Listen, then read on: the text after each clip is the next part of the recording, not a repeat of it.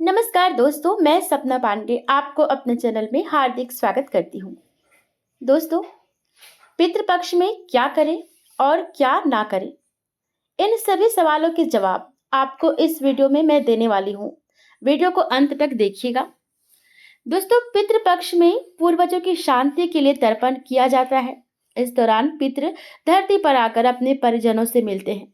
ऐसे में कोई ऐसा काम नहीं करना चाहिए जिससे वह नाराज हो और हमें श्राप देकर चले जाएं। इस वीडियो में आपको बताएंगे हम इन 15 दिनों में आपको कौन से काम करने हैं और कौन से काम भूल कर भी नहीं करने हैं। पितृपक्ष वैसे शुरू हो गया है। हर कोई इस दौरान अपने पितरों को खुश करना चाहता है। ऐसे में कुछ नियम हैं जिनके बारे में आपको जान लेना बहुत जरूरी है।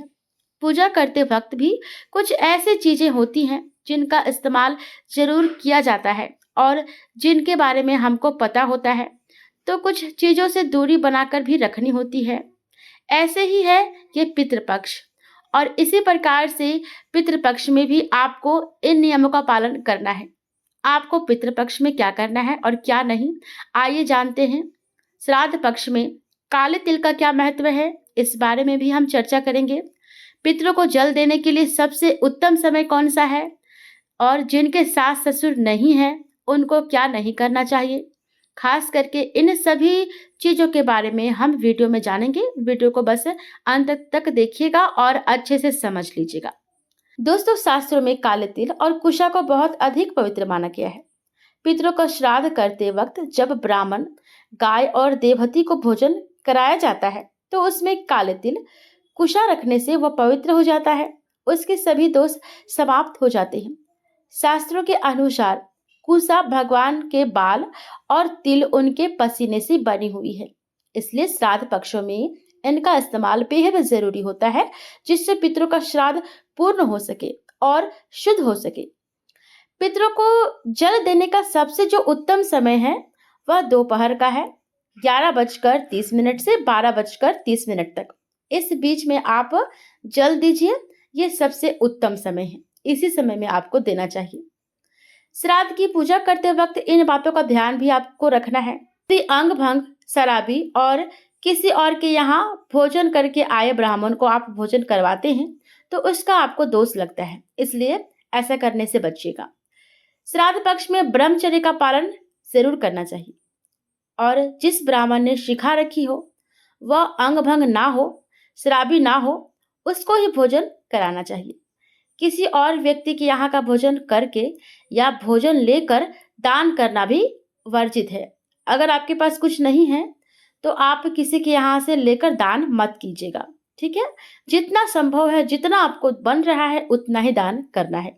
इन सभी बातों का ध्यान रखिएगा, और इन सभी का ध्यान रखते हुए आपको अपने पितरों का श्राद्ध करना है।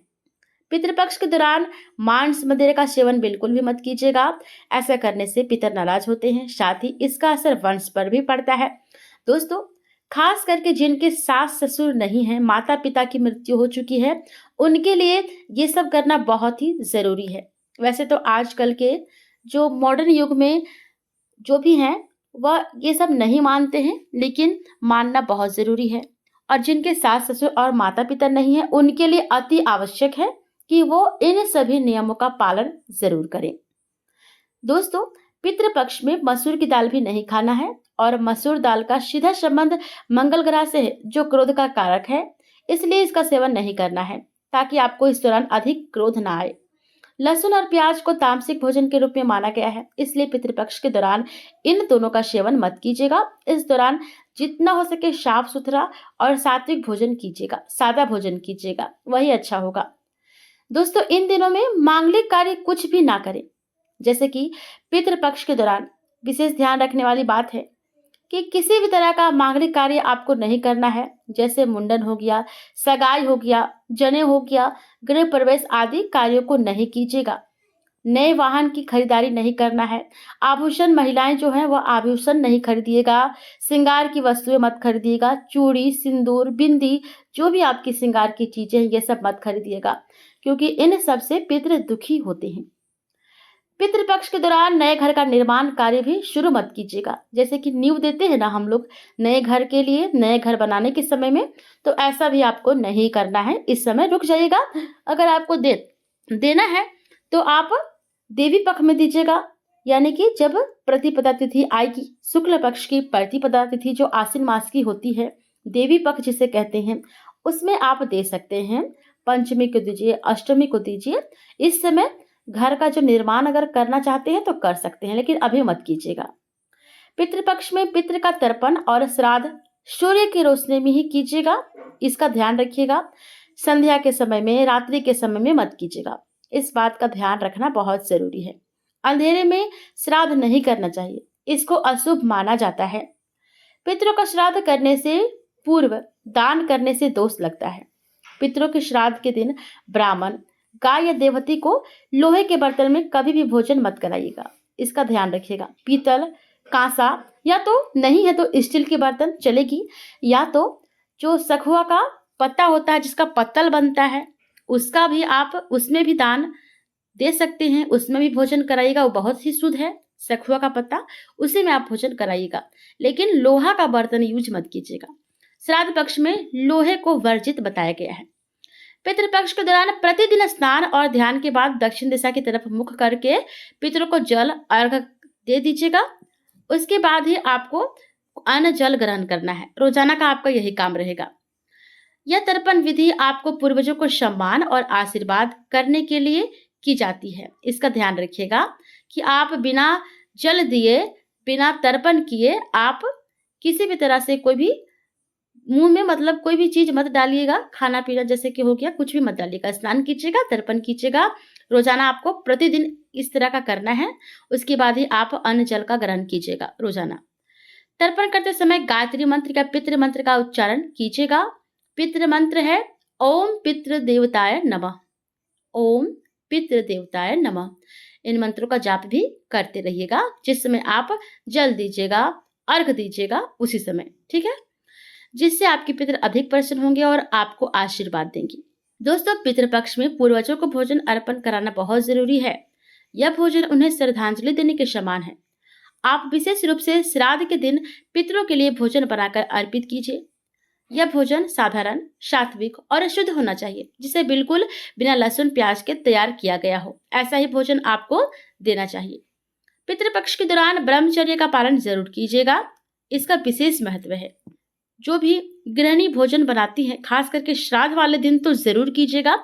उस दिन आपको ब्रह्मचर्य का पालन करना है और स्नान करने के बाद ही किचन में, रसोईया में आपको घुसना है और उसके बाद ही खाना बनाना है। इसका ध्यान रखिएगा। ब्रह्मचर्य से मनुष्य का आचरण शुद्ध होता है। इस समय संयमित जीवन और पवित्र विचारों का पालन करना बहुत जरूरी है। पितृपक्ष के दौरान अन्न, जल और धन का दान करने से पितरों को संतोष प्राप्त होता है। आपकी आर्थिक स्थिति में सुधार होता है। जरूरतमंदों की सेवा और उन्हें भोजन या वस्त्र दान करने से पितृपक्ष में आपको सभी प्रकार की परेशानियों से मुक्ति मिलती है। पितृ आपके प्रसन्न होते हैं और उनको खुशी मिलती है। पितृपक्ष के समय रोजाना पशु पक्षियों को चारा या भोजन दीजिएगा। आपके अगल बगल, आमने सामने जो भी जीव जंतु आपको नजर आए तो आप उनको जरूर कुछ न कुछ देने का प्रयास कीजिएगा। ये अत्यंत पुण्यकारी माना गया है। अपने घर की छत पर पक्षियों को दाना दीजिएगा और कोशिश कीजिएगा कि आप किसी बर्तन में या तो घड़ा में, किसी भी चीज में पानी रख दे छत पर। इससे पितरों की आत्मा को तृप्ति मिलती है। कहा जाता है कि पितृपक्ष के दौरान हमारे पितर किसी न किसी रूप में हमारे आसपास ही होते हैं। हमें यह पता नहीं होता है, हम नहीं देख सकते हैं, क्योंकि वह तो जीव जंतु के रूप में होते हैं। लेकिन इसलिए हमें इन सभी बातों का ख्याल रखना चाहिए और ऐसे कार्यों को करना चाहिए। उनके लिए किसी न किसी जगह पर पानी रख दें और जीव जंतु को अन्न भोजन कराते रहें। इससे वह खुश होकर हमें आशीर्वाद देकर जाएंगे। तो दोस्तों, उम्मीद है ये वीडियो पसंद आई होगी। अगर वीडियो पसंद आई तो लाइक कीजिएगा और चैनल को सब्सक्राइब भी कीजिएगा। धन्यवाद।